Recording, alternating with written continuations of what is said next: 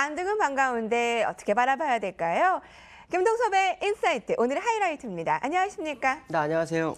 국가별로 상황이 참 다릅니다. 네. 우리는 경제 인원들 다 바뀌고 앞으로의 상황들 진전의 목소리 기대를 하는데 미국과 중국도 상황이 그렇게 좋지만은 못한 상황이라면서요. 미국하고 중국이 무역 전쟁을 진행하고 있죠. 이제 중국 내에서는 이 미국하고 무역 전쟁이 약간 회의적이다, 뭐 이런 표현도 나오고 있습니다. 그래서 미국이 이기는 거 아닌가, 뭐 이런 얘기를 하고 있지만 어저께도 제가 잠깐 얘기했지만 미국이 결국은 이 무역 전쟁 때문에 부메랑이 될 수 있다라고 말씀드린 적이 있었는데요. 실제로 미국에서 이제 할리 데이비슨이라는 그 오토바이 생산 업체 같은 경우에는 미국을 탈피해서 유럽으로 나간다, 뭐 이런 얘기까지 나오고 있죠. 트럼프가 이제 백기투항하는 거냐, 뭐 이런 식으로 얘기가 나오고 있는데요. 그 와중에 어저께는 약간 소폭 상승을 했어요.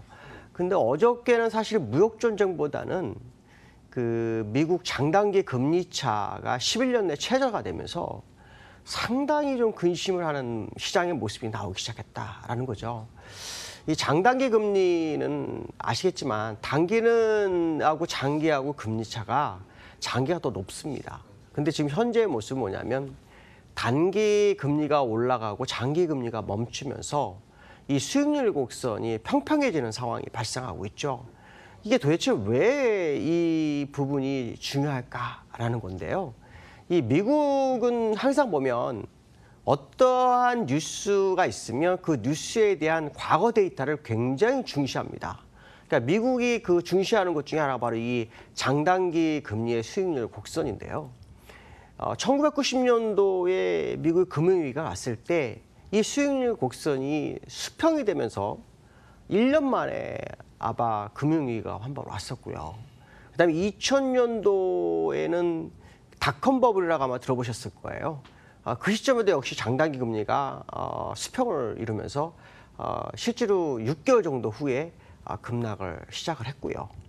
그 다음에 아마 이번 이제 양적 완화를 미국에서 진행했을 때 일어났던 게 서브프라임 모기지입니다. 이 서브프라임 모기지 때도 이 장단기 금리가 수평을 이뤄가는 그런 상황이 됐었고, 그것이 이제 3개월 만에 급락을 해서 리만 브라더스가 파산하고 전 세계 금융위기가 왔었던 그런 상황이죠. 미국이 이제 10년 사이클, 10년 주기설을 항상 제시하는데 10년이 지나가고 있죠. 지나가고 해서 이제 위기가 지나온가라고 했는데 데이터를 중시하는 미국에서 가장 중요하게 중시하는 것 중에 하나가 장단기 금리다라는 부분입니다. 그래서 이것이 시장에 상당한 화두로 좀 작용할 수 있는 상황이고요. 실제로 올 초부터 이 얘기가 나와서 과거 데이터상으로는 최장 1년 후에 시장이 흔들렸다라는 모습을 본다면 미국에서 2020년도에 경기 침체라는 말이 나오는 것도 거기에 충분한 일리가 있지 않을까라는 부분인데요. 미국 시장이 어저께 반등해서 일부 반등을 했는데 이 반등한 자리가 굉장히 중요한 자리입니다. 이제 일봉상으로 보시면 지난번 4월 달에도 하락하다 멈췄고요. 그 다음에도 하락하다 멈춘 자리가 5월이었습니다. 그 다음에 지금 하락하다 멈춘 자리가 현재 똑같은 자리인데 그게 뭐냐면 200일선입니다. 이 올라오는 200일선에서의 지지력 테스트가 지금 세 번째 나오고 있거든요.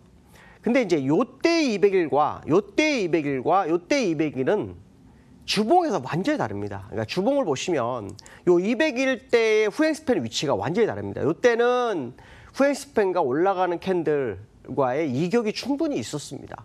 근데 지금은 이격이 없죠. 이격이 없고 오히려 이격을 줄이고 난 다음에 이 후행 스팬이 캔들 안으로 진입하는 거죠. 그러니까 일봉상으로 아까 보신 것처럼 요 200일선에서 지지력이 요때처럼 있을 거냐라고 본다면 확률상으로 굉장히 적다. 만약에 요때 7, 80%의 확률이었다면 지금 뭐 30% 미만 정도의 확률이다라는 거죠. 거기다가 지금은 아시겠지만 이 중국과의 무역 전쟁, 또 유럽과의 무역 전쟁, 또 지금 아시겠지만 러시아 스캔들이 아직도 나와 있는 상황, 그다음에 장단기 금리가 수익률이 수평으로 좀 가고 있는 상황, 이 여러 가지 상황으로 봤을 때 시장이 결코 녹록치 않은 상황이 아닐까라는 생각을 해봐야 되겠을 것 같습니다. 그렇다면 결국 지난주 금요일에 말씀드린 것처럼 약 2주 정도는 계속 눈만 뜨고 봐야 되지 않을까 그런 생각이 들고 있고요. 지난번 26,600까지는 갈 거라고 예상했는데 시장이 26,000까지 끌고 갈 수 있는 재료가 없다라는 것이 문제다라고 말씀드릴 수 있을 것 같습니다. 자, 두 번째 이슈에 대해서 보러 가죠. 두 번째 이슈는 유가입니다. 제가 그 유가에 대해서 아마 지난번에 63불 정도 언더슈팅하면 60불 정도에서 지지력 테스트가 있을 것 같습니다.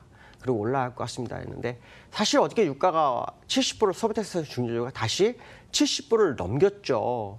그래서 어저께 유가 관련 종목들이 미국 시장을 살짝 끌어올려 준 거예요. 그러니까 어떻게 보면 어저께 시장은 유가에 의해서 움직였다는 거죠.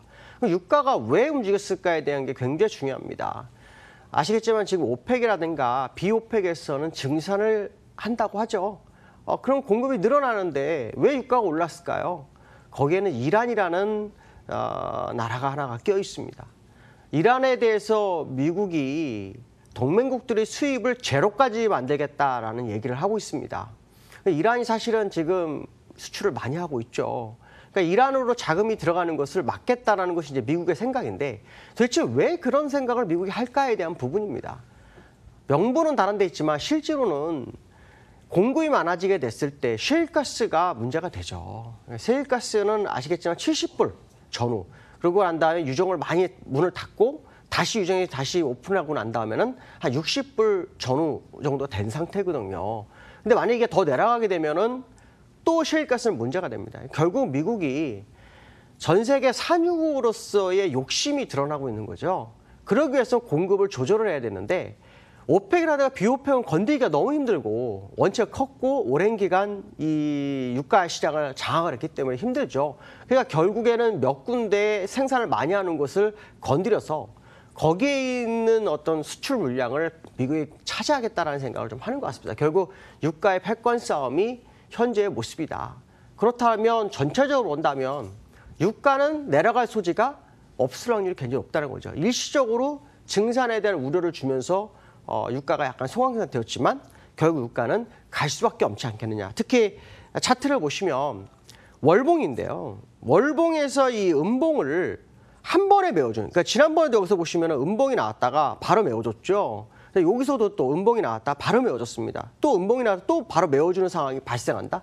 자, 그 얘기는 시장의 매도세보다 매수세가 굉장히 강하다. 그 매수세가 강하다는 것은 결국 공급의 법칙에 의해서 유가가 올라갈 확률이 굉장히 크다는 것을 시장에 알려주는 것이 아닌가라는 생각을 해봐야 될 것 같고 거기에 따른 시장 대응 전략이 꼭 필요하겠다라는 생각을 해봐야 되지 않을까라고 말씀드릴 수 있을 것 같습니다. 자, 세 번째 이슈에 대해서 보도록 하죠.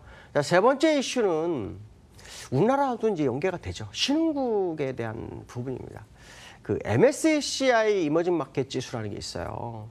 근데 지금 이게 상당히 12개월 목표치 굉장히 낮아지고 있는데 지금 그 터키부터 중국까지 그 베어마켓 진입이다라는 용어가 나오고 있습니다. 지금 미국도 빠지긴 빠졌지만 시장이 상당히 좋은데 신흥국은 베어마켓이랍니다. 그래서 내용을 봤더니 브라질이 고점 대비로 19% 빠졌어요. 터키나 주변 국가는 15%. 중국은 3천이 무너졌죠. 우리나라도 고점 대비로 한 10%대 지금 빠진 상황이죠. 근데 미국은 사실 고점 대비로 크게 안 빠졌어요. 이런 상황을 본다면 신흥국이 굉장히 흔들리고 있다라는 것이 현재 모습이죠. 특히 그래서 앞에서 잠깐 말씀드렸는데 MSCI 이머징 마켓 지수에 대한 12개월 목표치가 1160에서 1000으로 내려갔습니다. 한 16% 정도 더 하락할 거라고 예상을 하는 것 같습니다. 그렇다면 이 시장이 많이 흔들리죠. 그러면 이제 시장에 있는 사람들은 어떤 생각을 합니까? 미국이 버티고 있는데 신흥국이 베어마켓에서 가겠어라는 생각하겠지만 미국은 펀더멘털이 상당히 좋기 때문에 버티고 있는 상황일 거거든요. 그럼 결국 신흥국이 내려가면 미국도 같이 내려갈 소지가 굉장히 크다라는 생각을 해봐야 된다. 그렇다면 미국의 장단기 수익률 곡선이 결국 시장에 던지는 의미가 상당히 크다라는 생각을 해봐야 될 것 같고 그것이 미국 금리 인상과 함께 신흥국의 불안과 함께 미국도 흔들 수 있는 소지가 크다. 그렇다면 우리는 지금 공격적인 매매보다는 좀 더 지켜보는 전략이 정말 필요한 시점이 아닐까라는 생각을 해봐야 될 것 같습니다. 오늘 여기까지 하겠습니다. 감사합니다. 네. 미국에서부터 중국 무역 전쟁의 또 유가 패권 싸움 또 각기 국가들마다 처한 상황들 살펴봤고요. 전략들 살펴봤습니다.